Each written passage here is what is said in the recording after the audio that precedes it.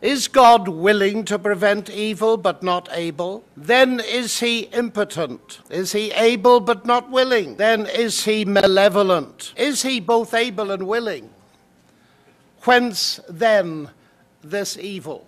And many of my colleagues at Oxford will say to me quietly, please don't talk to me about a personal God. How can there be a God when this world is in such a mess? How can there be a God when my world is in such a mess? If you are personally suffering or struggling with the idea of a good and loving God in the face of evil and suffering, then I urge you to watch this video to the end, because John Lennox tackles this question from two different angles that I think are both extremely important. With that being said, let's dive in. And I couldn't help thinking of Richard Dawkins when he talks about the ultimate nature of reality in this direction. And when he says this universe is just as you would expect it to be. In a universe of blind physical forces and genetic replication, some people are going to get hurt, other people are going to get lucky, and you won't find any rhyme or reason in it or any justice. The universe we observe, writes Dawkins, has precisely the properties we should expect if there is at the bottom no design, no purpose, no evil and no good. Nothing but blind, pitiless indifference. DNA neither knows nor cares. DNA just is. And we dance to its music. I've mentioned that to Richard Dawkins publicly several times. He's never retracted it. And ladies and gentlemen, we need to face this analysis because it is increasingly prevalent in the academy. Listen carefully to what it says. There is no good, there is no evil. But half a minute. Do I hear Richard Dawkins complaining that God is evil? I do.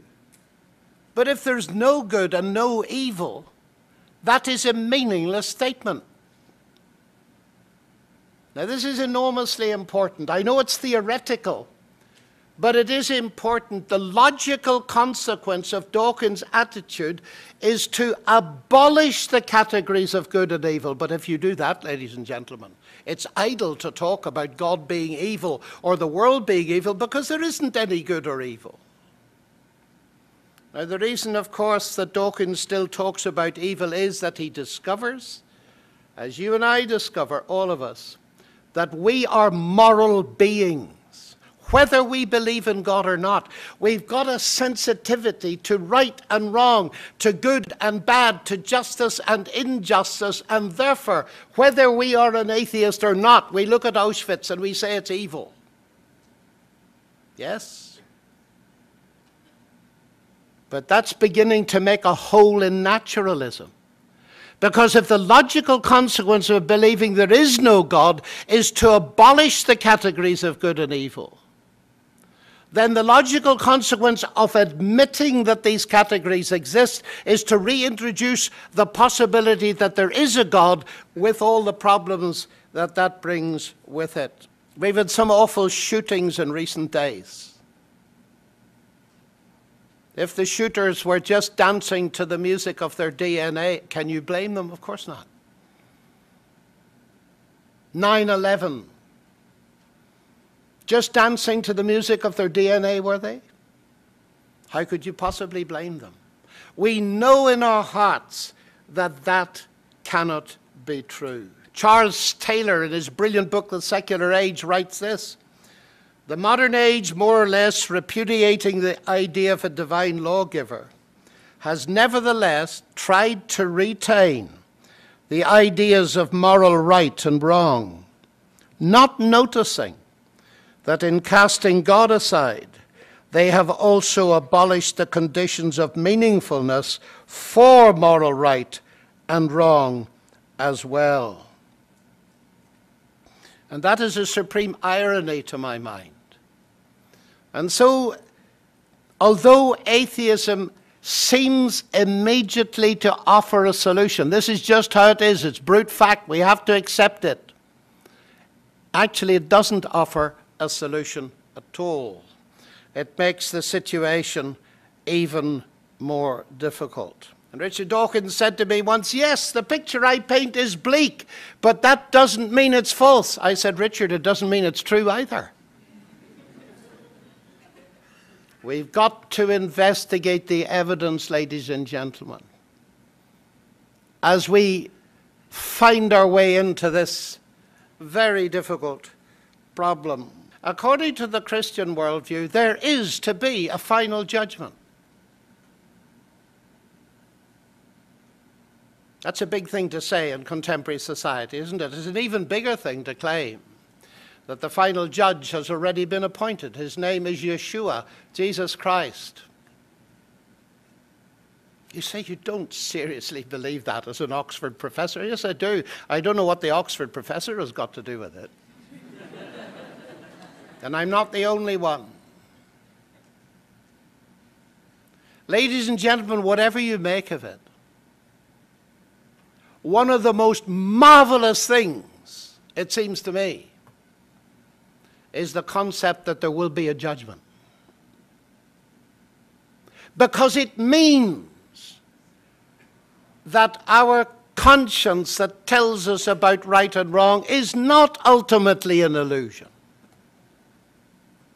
People do not like these days to talk about judgment because they haven't really thought about it. The Christian claim, ladies and gentlemen, is this: ultimately, this world is going to be judged totally fairly, and justice will be done. Do you know what that does for me? It gives me something that atheism by definition cannot give me, and that's hope.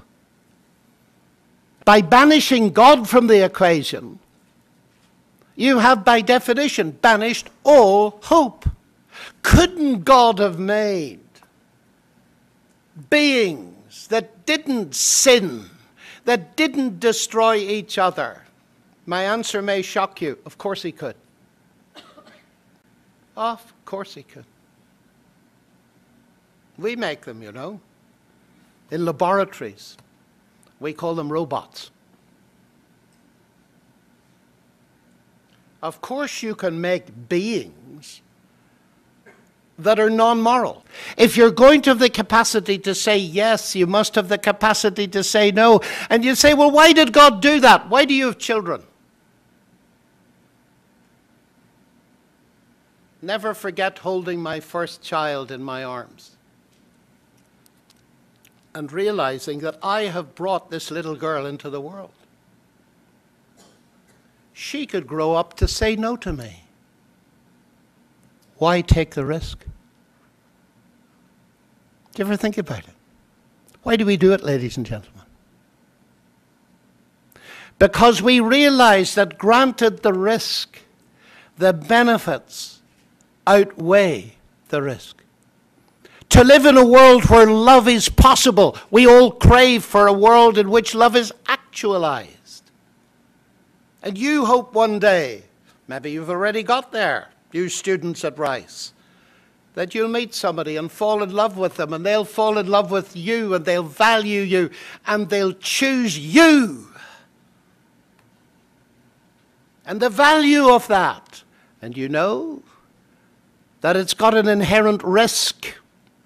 God took a risk to make a universe with people in it, made in his image, capable of choosing, capable of saying yes to God, and equally capable of saying no. Moral beings. So granted that it's like that, there's another question we can ask, and that is this. Granted that there's a risk, did God make any provision if things went wrong? Now here, ladies and gentlemen, I'm going to speak to you frankly as a Christian, because other religions must defend their own reactions to this. We started by talking about the problem of suffering. And now I want to tell you about a God who suffered. That conversation with my Jewish friends didn't finish where I mentioned.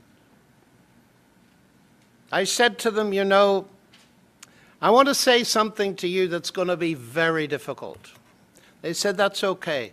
I said, you've gathered by now that I believe that Yeshua is HaMashiach, Jesus is the Messiah. Yes, they said.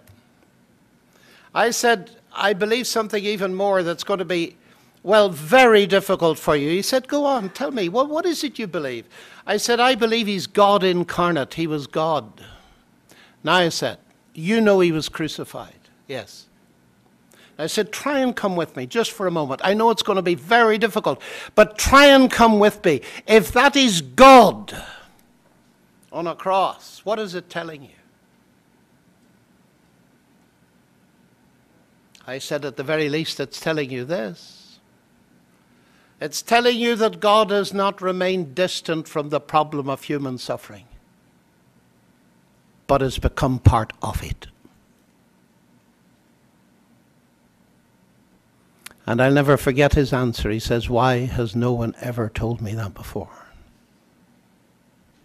Now, ladies and gentlemen, this is a very deep thing.